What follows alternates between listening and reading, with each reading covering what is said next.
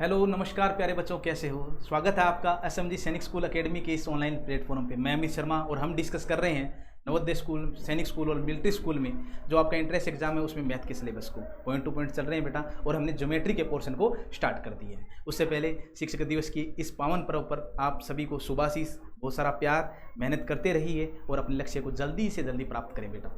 ठीक है, चलिए बेटा, चलिए आज हम स्टार्ट करते हैं। हमारा जो टॉपिक रहने वाला है वो ज्योमेट्री का ही रहेगा बेटा। अभी ज्योमेट्री में आपके बहुत सारे बेसिक कंसेप्ट बाकी रह जाते हैं। केवल पॉइंट और कार्टेशियन प्लेन को ही पढ़ा है अभी तक, केवल पॉइंट और कार्टेशियन प्लेन को ही पढ़ा है। एबीसीडी में केवल ए पर पहुंचे हैं बेटा अभी। ठीक है, देखिए बेटा, यानी ज्यामिति। ज्यामिति के अंदर आज हम पढ़ने वाले हैं बेटा लाइन इन ज्योमेट्री, यानी रेखा ज्यामिति में। देखिए बेटा,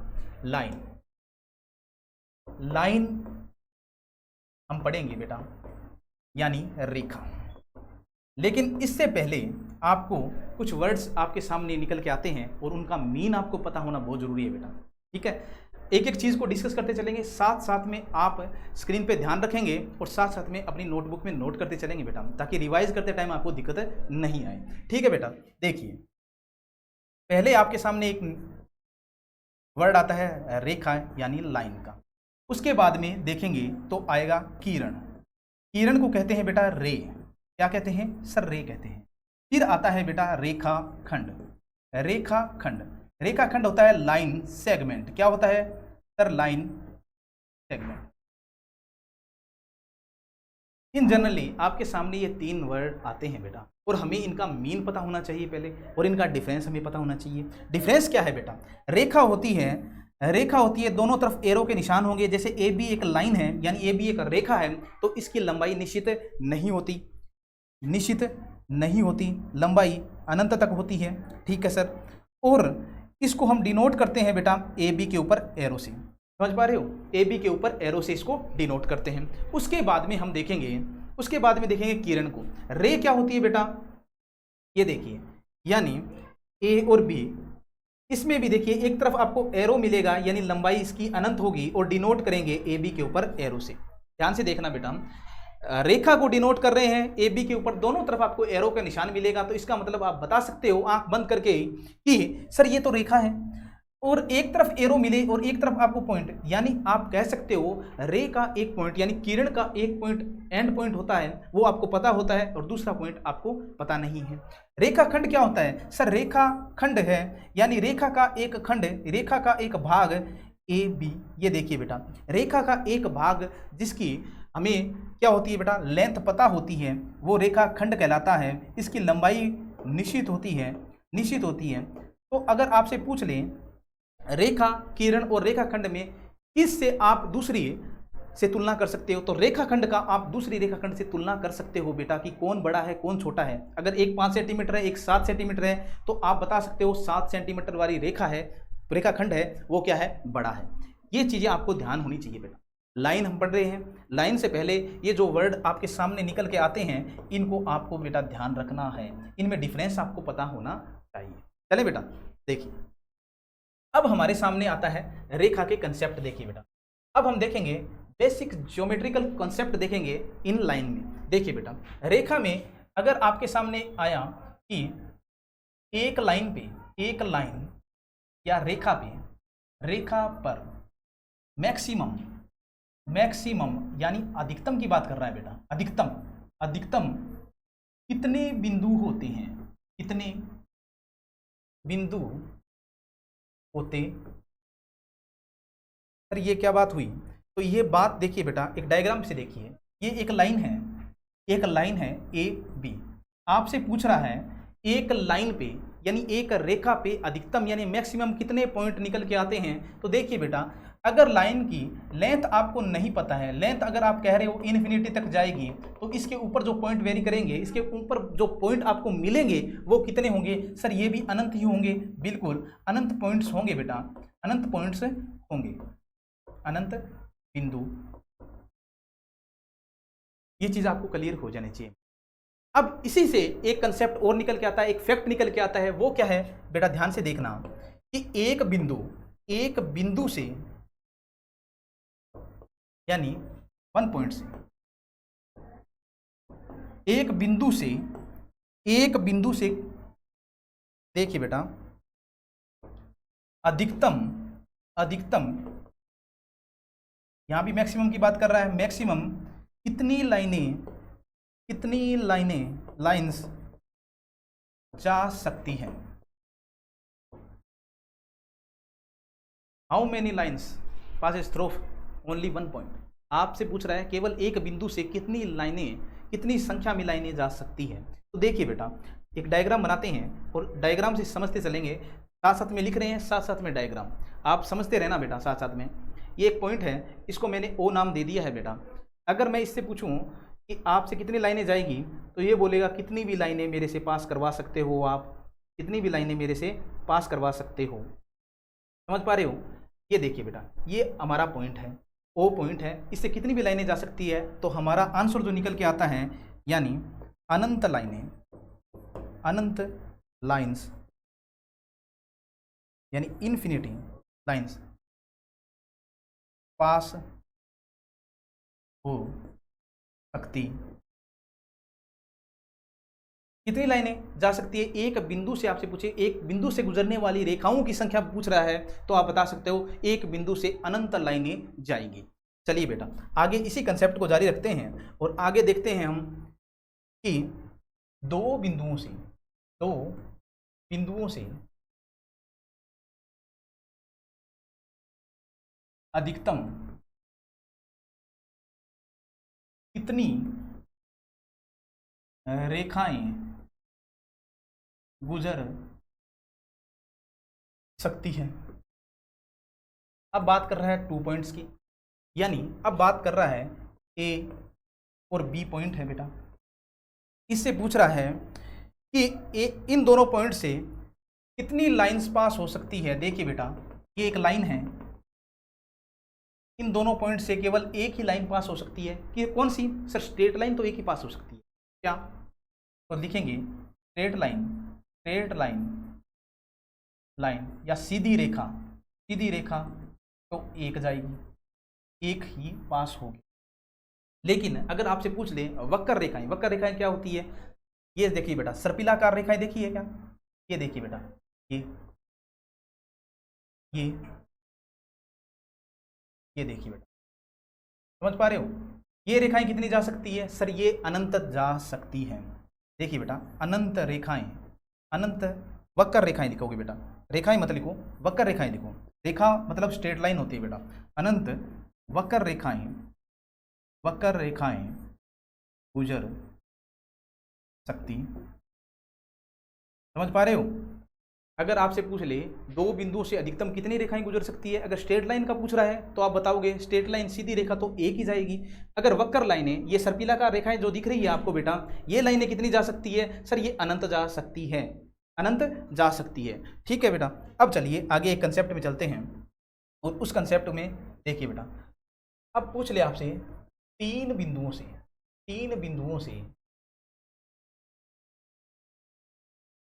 अधिकतम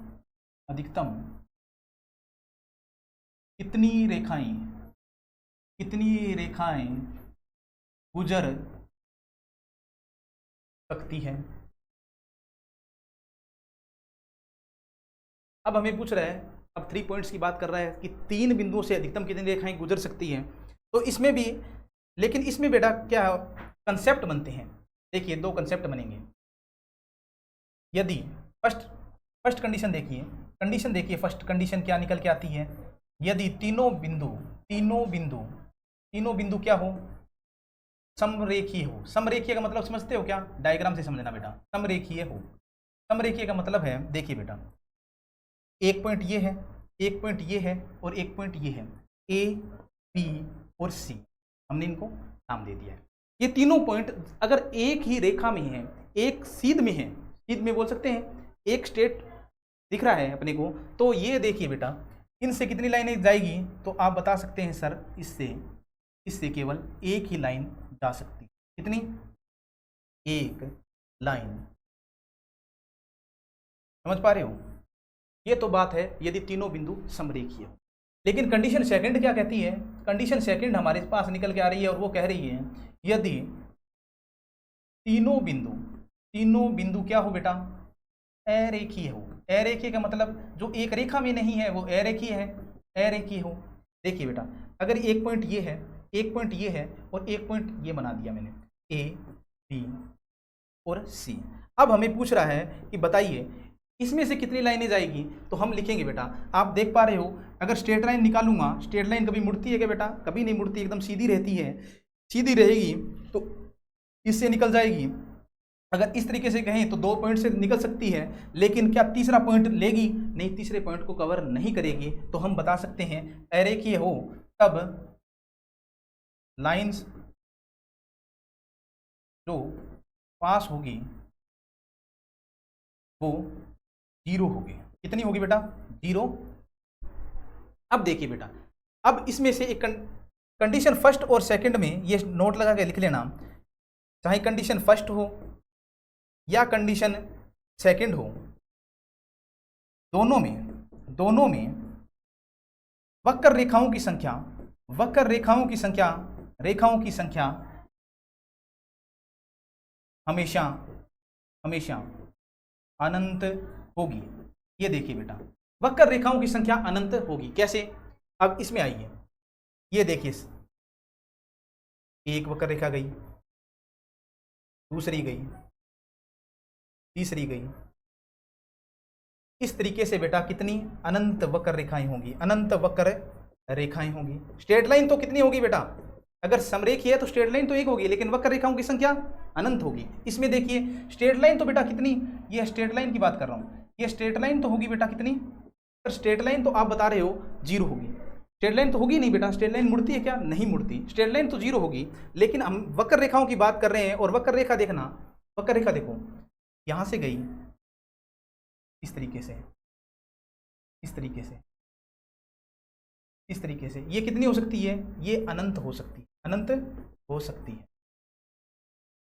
यानी वक्र रेखा कितनी, वक्र रेखा अनंत हो सकती है। समझ पा रहे हो, वक्र रेखा कितनी हो सकती है, वक्र रेखा सर्पिलाकार होती है बेटा, कहीं से भी मुड़ सकती है। ठीक है, याद रखना, ये कंसेप्ट आपको क्लियर हो गया। तो चलिए बेटा, अब चलते हैं आगे। आगे हम देखेंगे, आगे कंसेप्ट आता है बेटा प्रतिच्छेदी रेखा। उससे पहले देखिए बेटा समांतर रेखा, पहले समांतर रेखा यानी पैरेलल लाइंस। पैरेलल लाइंस क्या होती है, समांतर रेखाएं होती क्या है। देखिए बेटा, समांतर रेखा में आप देखोगे, ये देखिए बेटा 2 लाइंस हैं, यहाँ पे डायग्राम देखिए बेटा, ये 2 लाइंस हैं, इनका नाम है ए बी और सी। ये दोनों एक दूसरे के पैरेलल कब होगी या समांतर कब होगी, जब इनके बीच की जो डिस्टेंस है, इन्हें लंबवत दूरी बोलते हैं बेटा, परपेंडिकुलर डिस्टेंस बोलते हैं। ये एवरी पॉइंट पर क्या करेगी बेटा, सेम रहेगी, और किसी भी प्लेन में ये एक दूसरे को प्रतिच्छेद नहीं करेगी या इंटरसेक्ट नहीं करेगी, तब ये क्या होगी, पैरेलल लाइन होगी। देखिए बेटा, ए बी समांतर होगी सी डी, ये साइन होता है बेटा इसका समांतर या पैरेलल का। समांतर होगी सी डी के, कब होगी बेटा, जब दोनों लाइंस के बीच डिस्टेंस है, जो डिस्टेंस या दूरी हमेशा क्या रहे बेटा, हमेशा समान बनी रहे।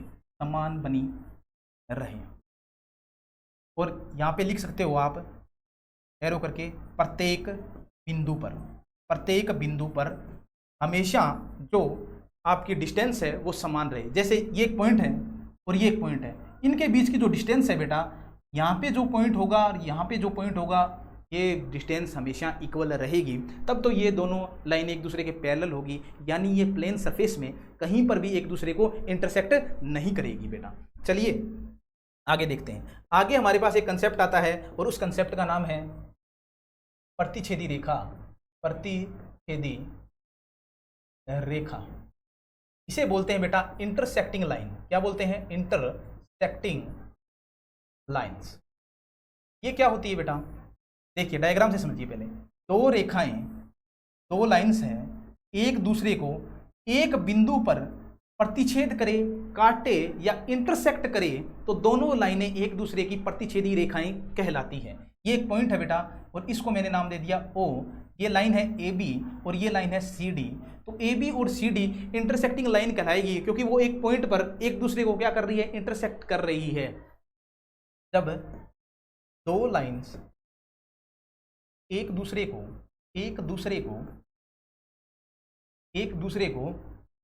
एक बिंदु पर प्रतिच्छेद काटे या इंटरसेक्ट करे तो वो प्रतिच्छेदी रेखाएं कहलाती हैं। प्रतिच्छेदी रेखाएं कहलाती, समझ पा रहे हो? प्रतिच्छेदी रेखाएं क्या होगी? दो लाइनें प्रतिच्छेदी रेखाएं तब कहलाएगी जब वह एक दूसरे को एक ही पॉइंट पे इंटरसेक्ट करे, काटे या प्रतिच्छेद करे तो वो लाइंस क्या कहलाएगी बेटा? प्रतिच्छेदी रेखाएं कहलाएगी। इस पॉइंट पे इंटरसेक्ट कर रही है दो लाइनें, ठीक है बेटा। अब चलिए आगे। अगर ये तो दो लाइन है, क्या दो से अधिक लाइनें भी एक दूसरे को प्रतिच्छेद कर सकती हैं? बिल्कुल। देखिए बेटा, देखिए हम कह रहे हैं कि हम क्या कहेंगे? देखिए कि संगामी रेखाएं क्या होती हैं। संगामी रेखाएं क्या होती है? देखिए संगामी रेखाएं होंगी जिन्हें कहेंगे कॉन्क्रुएंट लाइंस। कॉन्क्रुएंट लाइंस क्या होती है?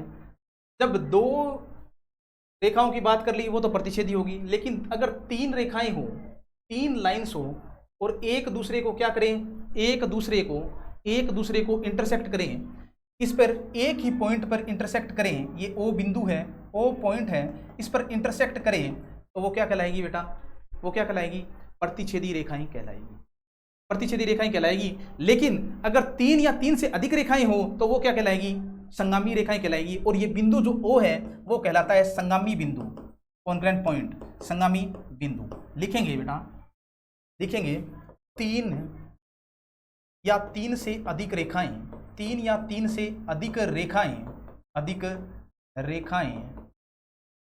3 या 3 से अधिक रेखाओं की बात हो रही है। क्यों? क्योंकि दो रेखाओं की तो बात कर चुके हैं, वो तो प्रतिच्छेदी रेखाएं हो गई, लेकिन 3 या 3 से अधिक रेखाएं जब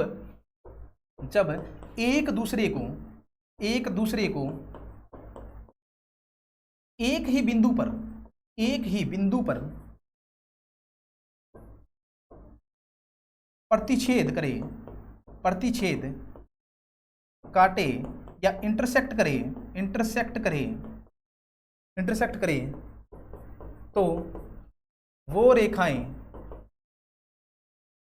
संगामी रेखाएं कहलाती हैं। संगामी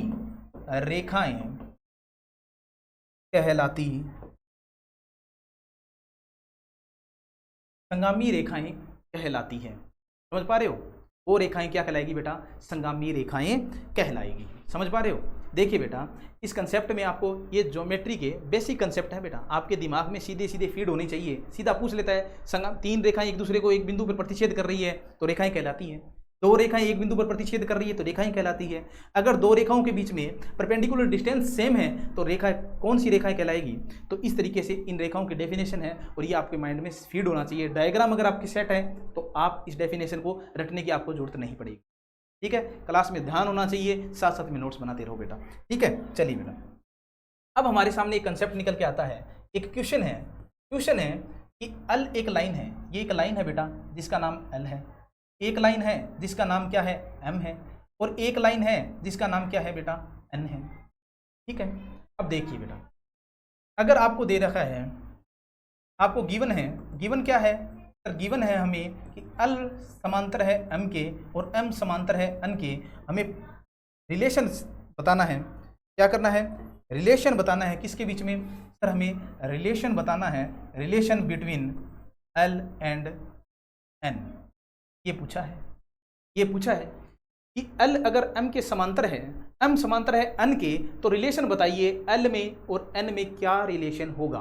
तो ये चीज़ आप, एक कंसेप्ट है वो आपके दिमाग में फीड हो जाना चाहिए कि यदि एक लाइन दूसरी के समांतर है तथा दूसरी लाइन अगर दूसरी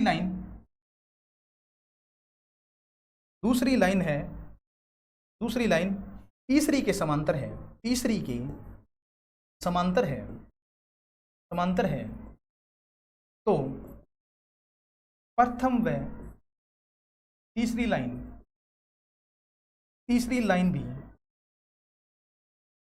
एक दूसरे के क्या होगी बेटा, एक दूसरे के समांतर होगी। समझ पा रहे हो बच्चों, समांतर होगी। सेट हो रहा है क्या दिमाग में बेटा? देखिए बेटा, अगर एल एम के समांतर है, एम एन के समांतर है, तो एल और एन भी क्या होगी, समांतर होगी। तो हम इसका आंसर क्या लिखेंगे, आंसर लिखना बेटा, इसका आंसर होगा एल समांतर होगा एन के। अब ये होता कैसे है ये भी देख लीजिए बेटा, ये भी देख लो कि ये होगा कैसे। मैंने आपको समांतर रेखा या पैरेलल लाइन के कंसेप्ट में बताया था कि इनके बीच में परपेंडिकुलर डिस्टेंस जो होगी वो हमेशा एवरी पॉइंट पे क्या रहेगी बेटा, एवरी पॉइंट पे इक्वल रहेगी। समझ पा रहे हो? ठीक है सर। लेकिन ये देखिए, ये डिस्टेंस इक्वल रहेगी। अगर इन दोनों की डिस्टेंस इक्वल है और इसकी डिस्टेंस इक्वल है, तो ये जो दोनों मिलके एक डिस्टेंस बना रहे हैं, ये डिस्टेंस भी एवरी पॉइंट पे इक्वल होगी कि नहीं होगी? ये डिस्टेंस भी, ये परपेंडिकुलर डिस्टेंस भी एवरी पॉइंट पे इक्वल रहेगी कि नहीं रहेगी? सर ये भी इक्वल रहेगी। अगर ये इक्वल रहेगी, अगर डिस्टेंस, परपेंडिकुलर डिस्टेंस दो लाइंस के बीच में इक्वल है, तो वो लाइन हमेशा पैरेलल लाइन होती है। और ये हमारा आंसर इसी बेस पे आया है। कंसेप्ट क्लियर हो गया क्या दिमाग में?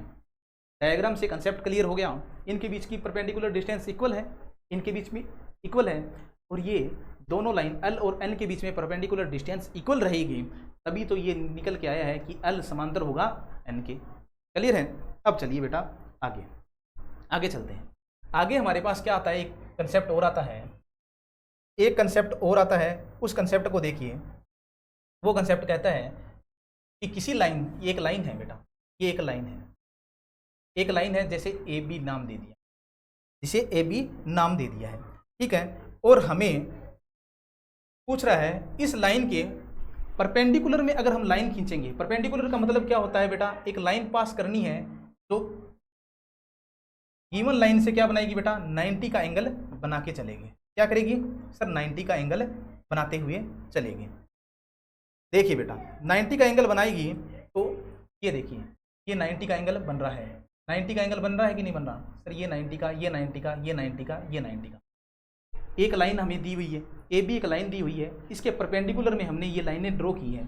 इनको नाम दे दीजिए बेटा C D, E F, G H और आई दे दिया। अब देखिए बेटा, अगर ये परपेंडिकुलर है, सी डी परपेंडिकुलर है ए बी के, ई एफ भी परपेंडिकुलर है, जी एच भी परपेंडिकुलर है, और आई जे भी परपेंडिकुलर है ए बी लाइन के। यानी तो ये लाइनें परपेंडिकुलर हैं, तो ये क्या होगी बेटा, ये आपस में हमेशा एक दूसरे के समांतर होगी। क्या होगी बेटा? समांतर होगी। ये कंसेप्ट आप समझ पा रहे हो? एक दूसरे की क्या होगी बेटा? समांतर। ठीक है। अगर एक लाइन हमें दे रखी है और इसके परपेंडिकुलर में हमने लाइन ड्रॉ की है, वो लाइनें एक दूसरे के, क्योंकि इनके बीच की जो डिस्टेंस है, ये डिस्टेंस आपको दिखाई दे रही है, ये डिस्टेंस हमेशा इक्वल रहती है, एवरी पॉइंट पे इक्वल रहेगी बेटा। ठीक है। ये डिस्टेंस है, ये डिस्टेंस जो भी है ये हमेशा इक्वल रहेगी। समझ पा रहे हो? तब ये एक दूसरे के क्या रहेगी? हमेशा समांतर रहेगी। अब चलिए बेटा, एक लाइन आती है हमारे पास, उसको भी देखिए। ये कंसेप्ट क्या कहता है? तिर्यक छेदी रेखाएं। देखिए बेटा, तिर्यक छेदी रेखाएं यानी ट्रांसवर्सल लाइंस, ये क्या होती है बेटा? ट्रांसवर्सल लाइंस क्या होती है? ट्रांसवर्सल लाइंस होगी दो लाइनों को, यदि कोई लाइन दो लाइनों को भिन्न भिन्न बिंदुओं पर यानी डिफरेंट पॉइंट पर इंटरसेक्ट करती हो, तो वो लाइन क्या कहलाती है? तिर्यक रेखा कहलाती है। जैसे ये आपको एक लाइन दी हुई है, कौन सी सर, ए बी और सी डी हमें लाइन दी हुई है, और ये जो है एल एम लाइन है वो ए बी को कौन से पर आप लिखोगे एन पे, और इसको सी डी को ओ पॉइंट पर इंटरसेक्ट कर रही है। तो एल एम लाइन है ना, वो क्या होगी बेटा, वो ही तिर्यकछेदी रेखा कहलाएगी। क्यों? क्योंकि वो ए बी को तो एन पे और सी डी को ओ पे इंटरसेक्ट कर रही है, यानी एक लाइन दी गई लाइनों को डिफरेंट पॉइंट पे इंटरसेक्ट करती है, तो वो लाइन क्या कहलाती है, तिर्यकछेदी रेखा कहलाती है। देखिए बेटा लिख लीजिए, यदि कोई रेखा दो या दो से अधिक रेखाओं को डिफरेंट पॉइंट, डिफरेंट या भिन्न भिन्न बिंदुओं पर प्रतिच्छेद करे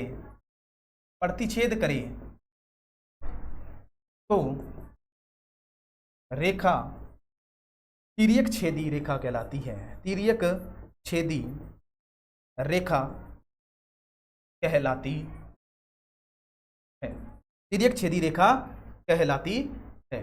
तो एल एम क्या होगी बेटा यहाँ पे, ये है तिर्यकछेदी रेखा, तिर्यकछेदी यानी ट्रांसवर्सल लाइन है, ये ट्रांसवर्सल लाइन है। ठीक है बेटा, अब हमारा लाइन का कंसेप्ट यहाँ पे कंप्लीट हो गया बेटा। अब देखो बेटा, जो हमने पढ़ा था वो देखो, हम आए थे ज्योमेट्री के ज्यामिति में लाइन के चैप्टर के साथ। ठीक है बेटा, बेसिक कंसेप्ट पढ़ने हैं हमें ज्योमेट्री के बेसिक कंसेप्ट में हमने रेखा, किरण और रेखाखंड के बीच में डिफरेंस देखा था कि इनकी लेंथ क्या होती है इन्फिनिटी तक, इसकी लेंथ भी इन्फिनिटी तक, और इसकी लेंथ क्या होती है निश्चित होती है, जिसके द्वारा हम क्या कर सकते हैं, दो लाइंस या रेखाखंड लाइन सेगमेंट के बीच में तुलना या कंपैरिजन कर सकते हैं कि कौन बड़ा है और कौन छोटा है। उसके बाद में हमने देखा कि एक लाइन पे अधिकतम कितने पॉइंट वेरी करेंगे और एक बिंदु से अधिकतम मैक्सिमम कितनी लाइनें पास हो सकती है।